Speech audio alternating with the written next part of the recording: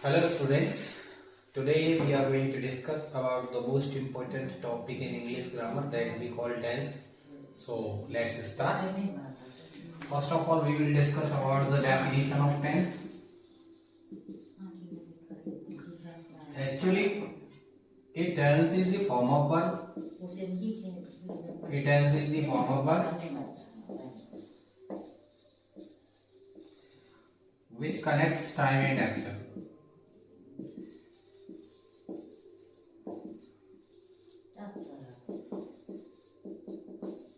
अगर हम टेंस की बात करें, टेंस की डेफिनेशन की, तो टेंस ऐसा फॉर्म होता है वर्ब का जो कनेक्ट करता है टाइम और एक्शन को। टाइम के बेस पर टेंस के जो टाइप होते हैं वो तीन होते हैं। फर्स्ट टाइप होता है प्रेजेंट टेंस, पहला होता है प्रेजेंट टेंस, दूसरा होता है पास्ट टेंस, तीसरा होता है future tense. Forms of action, अगर हम बात करें फॉर्म्स ऑफ एक्शंस की तो ये चार होते हैं। पहला होता है इंडेफिनिट, दूसरा होता है कॉन्टिन्यूअस, तीसरा होता है परफेक्ट और चौथा होता है परफेक्ट कंटिन्यूअस।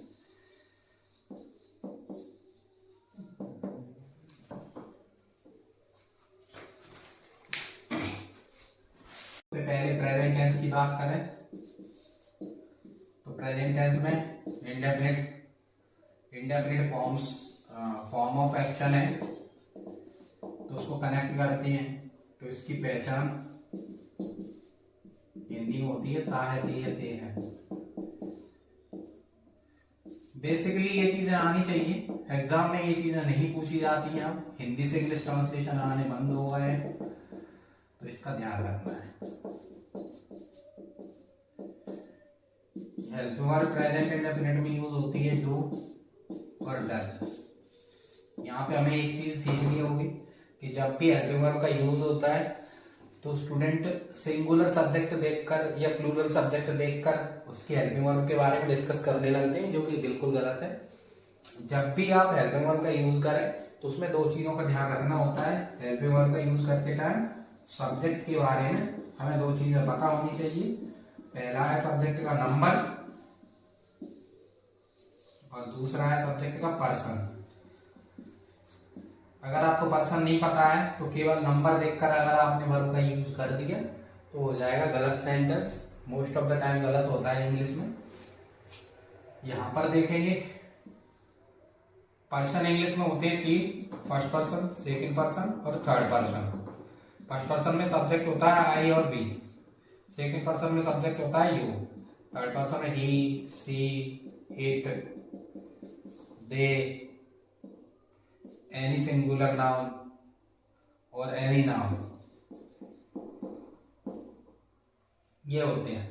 तो डू का जो यूज होता है फर्स्ट पर्सन पूरा, चाहे सिंगुलर हो या प्लूरल हो, दोनों के साथ डू का यूज होगा फर्स्ट पर्सन में। सेकंड पर्सन यानी कि यू के साथ भी डू का ही यूज होता है। थर्ड पर्सन का अगर सब्जेक्ट प्लूरल है तो डू का यूज होगा इस टेंस में, अदरवाइज नहीं होगा। डज की बात करें तो थर्ड पर्सन सिंगुलर सब्जेक्ट होगा, सिंगुलर नंबर सब्जेक्ट होगा, तो इसका यूज करेंगे डज का, अदरवाइज डू का यूज करेंगे। ठीक है। अब यहाँ पे ध्यान रखने की बात यह है कि जो अफर्मेटिव सेंटेंस है, प्रेजेंट इंडेफिनिट के अफर्मेटिव सेंटेंस, बेसिकली इसमें हेल्पिंग वर्ब का यूज नहीं किया जाता है, ये ध्यान रखेंगे। सब्जेक्ट के साथ वर्ब की फर्स्ट फॉर्म यूज होती है, ऑब्जेक्ट यूज होता है, अदरवाइज यूज हो जाता है। वर्ब की फर्स्ट फॉर्म में अगर थर्ड पर्सन सिंगुलर सब्जेक्ट है,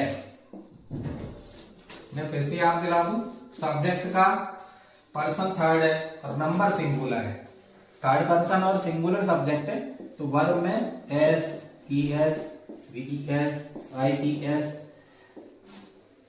ऐड करते हैं। ये चीजें तभी ऐड करेंगे जब थर्ड पर्सन सिंगुलर सब्जेक्ट है, अदरवाइज इनको यूज नहीं करना है, डायरेक्ट सीधे यूज कर देना है आपको, ज्यादा हेडेक वाली बात नहीं है इसमें। ठीक है, एग्जांपल देख लेते हैं इसके।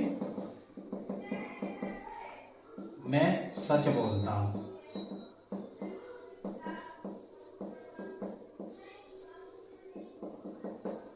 तो आई स्पीक द ट्रूथ।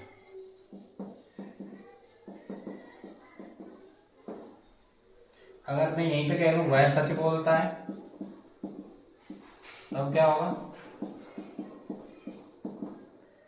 इसको बनाते टाइम ये थर्ड पर्सन सिंगुलर है, ही, तो स्पीक में एस लग जाएगा। रीजन क्या है एस लगने का? ये थर्ड पर्सन सिंगुलर है, इसीलिए यहाँ पे एस लग रहा है, ये ध्यान रखना है। ठीक है, इसके बाद देखेंगे हम नेगेटिव सेंटेंस के बारे में डिस्कस कर लेते हैं। जब भी नेगेटिव सेंटेंस बना रहे हो, कोई भी टेंस हो, सब्जेक्ट के तुरंत बाद हेल्पिंग वर्ब आएगी, उसके बाद टेंस के अकॉर्डिंग वर्ब की फॉर्म यूज हो जाएगी। प्रेजेंट इंडेफिनिट में हेल्पिंग वर्ब के साथ फर्स्ट फॉर्म आती है, उसके बाद ऑब्जेक्ट और अदर वर्ड लिख देंगे, ये ध्यान रखेंगे। कुछ एग्जांपल बना देते हैं। वर्षा नहीं होती,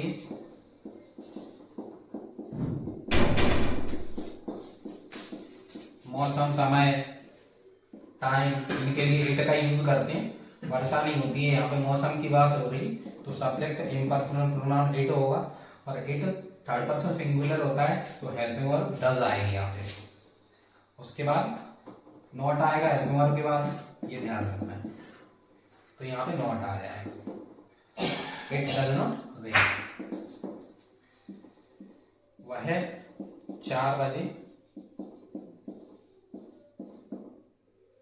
4 बजे टीवी नहीं देखता है।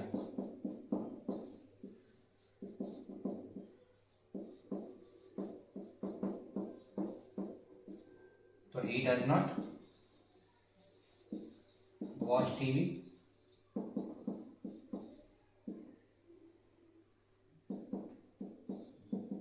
at 4 o'clock। ये तो बात हो गई नेगेटिव सेंटेंस की। अब हम बात करते हैं इंट्रोगेटिव सेंटेंस की। तो इंट्रोगेटिव सेंटेंस में क्या होता है? कोई भी टेंस का इंट्रोगेटिव सेंटेंस हो, उसमें हमेशा यूज होती है हेल्पिंग वर्ब सब्जेक्ट से पहले। जैसे नेगेटिव सेंटेंस में सब्जेक्ट के बाद हेल्पिंग वर्ब आ रही है, लेकिन इंट्रोगेटिव सेंटेंस में सब्जेक्ट के पहले हेल्पिंग वर्ब का यूज किया जाता है, और क्वेश्चन वर्ड आ रहा है तो वो उस हेल्पिंग वर्ब से भी पहले आ जाएगा। उसके बाद नॉट आएगा, फर्स्ट फॉर्म आएगी वर्ब की, ऑब्जेक्ट आएगा, अदर वर्ड आ जाएगा। सबसे इंपॉर्टेंट क्वेश्चन वर्ड को भूलना नहीं है।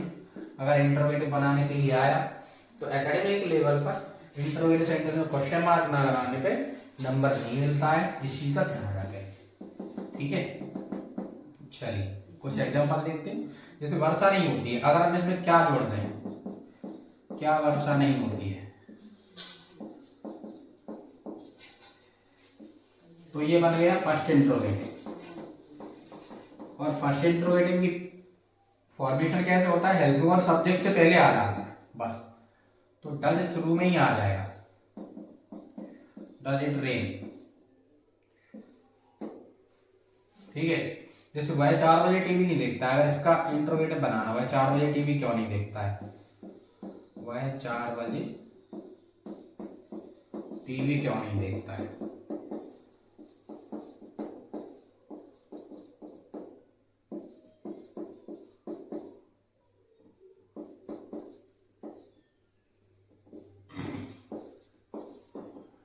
इस सिचुएशन में क्या करेंगे? हेल्पिंग वर्ब सब्जेक्ट से पहले ही आएगी, लेकिन जो क्वेश्चन वर्ड बीच में आ रहा है उसको सबसे पहले लिखेंगे।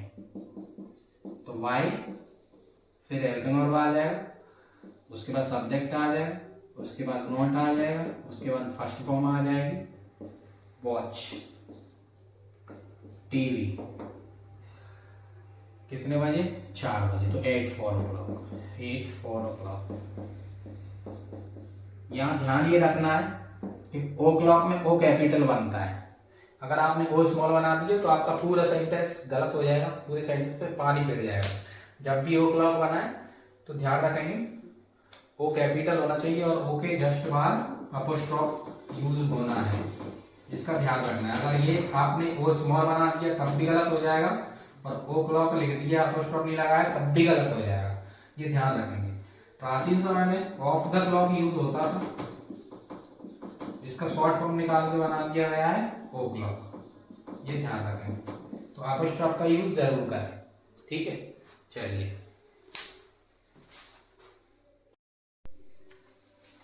इसके बाद अब हम देखेंगे दूसरा टेंस, पास्ट इंडेफिनिट।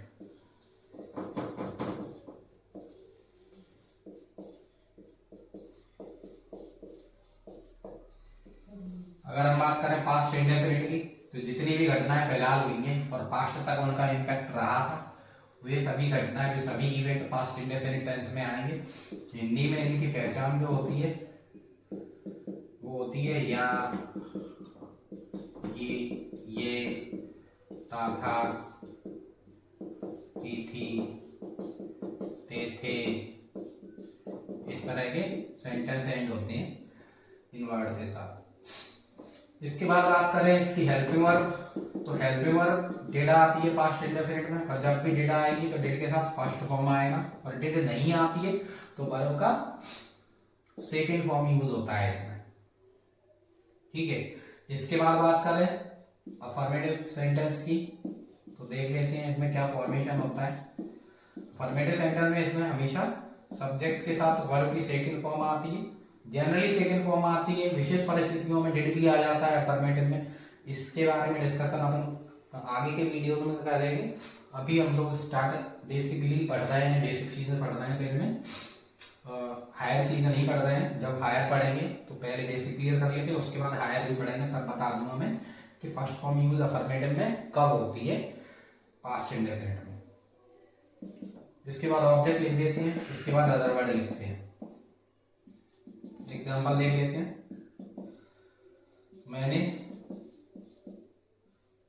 मैंने सच बोला, मैंने सच बोला, तो I spoke the truth.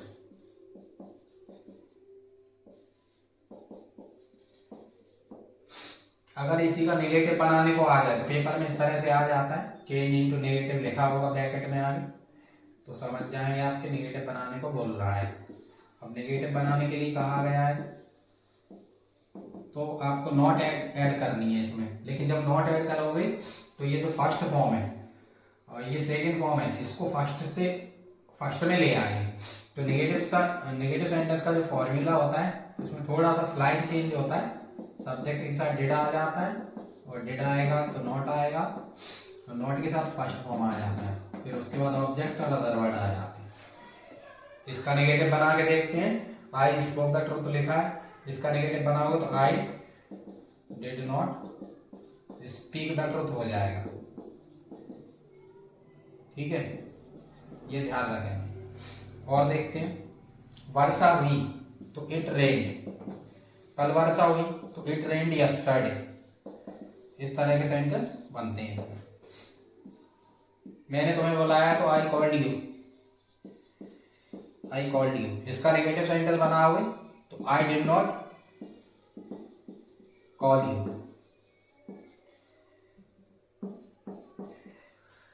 Interrogative बनाते टाइम इसमें क्या करते हैं, कुछ नहीं है, बिल्कुल छोटी छोटी चीजें हैं।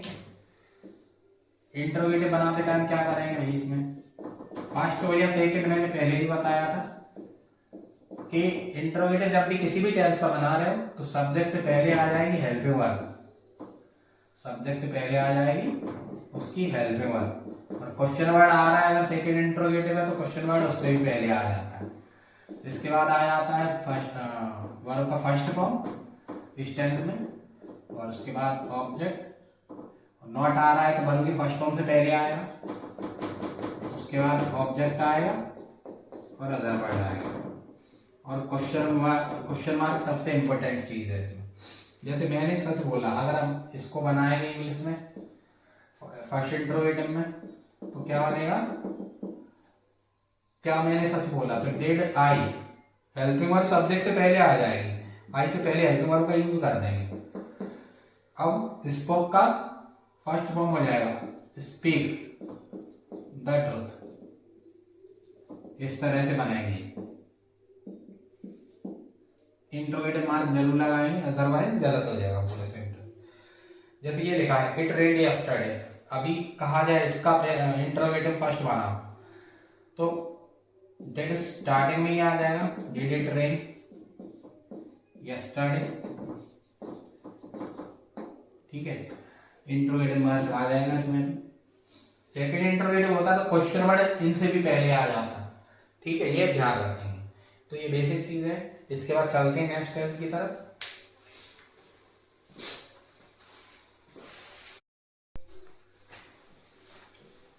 तो इसके बाद हम लोग डिस्कस करेंगे थर्ड नंबर का टेंस। थर्ड पे आता है फ्यूचर इंडेफिनिट।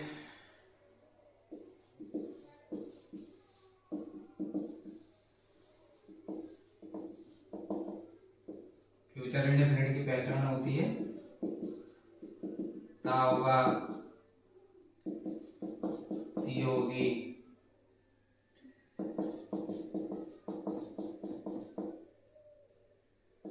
कई बार क्या है गा की ये भी आ जाता है डायरेक्ट। हेल्पिंग वर्ब की बात करें तो इस टेंस में हेल्पिंग वर्ब दो यूज होती हैं, विल हैव, विल और शैल। यहाँ पे केवल पर्सन देखे जाते हैं, पर्सन के अकॉर्डिंग यूज होती है विल और शैल।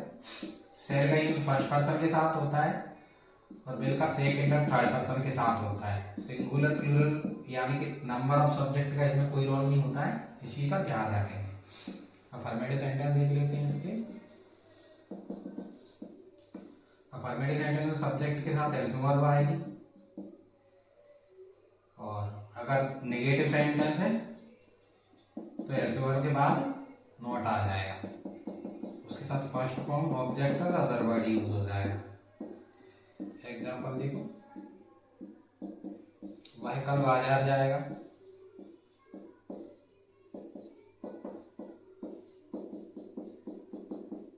तो he will go to market tomorrow, ठीक है। और देखो अगर इसी का नेगेटिव बनाने को आया तो हेल्पिंग वर्ब यहाँ पे लग जाएगी, नॉट यहीं पे लग जाएगी विल और मेन वर्ब के बीच में। जैसे मैं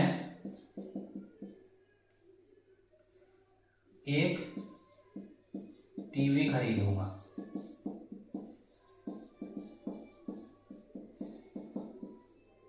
अब क्या करेंगे, आई सेल बाय ए टीवी, यहाँ ध्यान रखें। अगर यहाँ पे नेगेटिव बनाएंगे तो हेल्पिंग वर्ब और मेन वर्ब के बीच में नॉट आ जाता है। इसके बाद बात करेंगे इंट्रोगेटिव सेंटेंस की, चलिए डिस्कस कर लेते हैं। इंट्रोगेटिव सेंटेंस में क्या करते हैं भाई, इंट्रोगेटिव चाहे फर्स्ट हो या सेकंड हो, अगर क्वेश्चन वर्ड दिया है सेकंड इंट्रोगेटिव में तो वो सबसे पहले आएगा, और फर्स्ट इंट्रोगेटिव में तो हेल्पिंग वर्ब आएगी सब्जेक्ट से पहले, और सब्जेक्ट के बाद जरूरत पड़ रही है नॉट की तो नॉट लगा देंगे, नहीं है तो नहीं लगाएंगे। फर्स्ट फॉर्म लगाते हैं, उसके बाद ऑब्जेक्ट और अदर वर्ड लगा के सबसे इंपॉर्टेंट चीज होती है इसमें क्वेश्चन मार्क। हर पार्ट ही इंपॉर्टेंट है हर सेंटेंस में, आप इग्नोर नहीं कर सकते उसको, लेकिन without question mark interrogative sentence को पहचाना नहीं जा सकता, ये ध्यान रखें। एग्जांपल देखते हैं, क्या आपने मुझे एक किताब दी,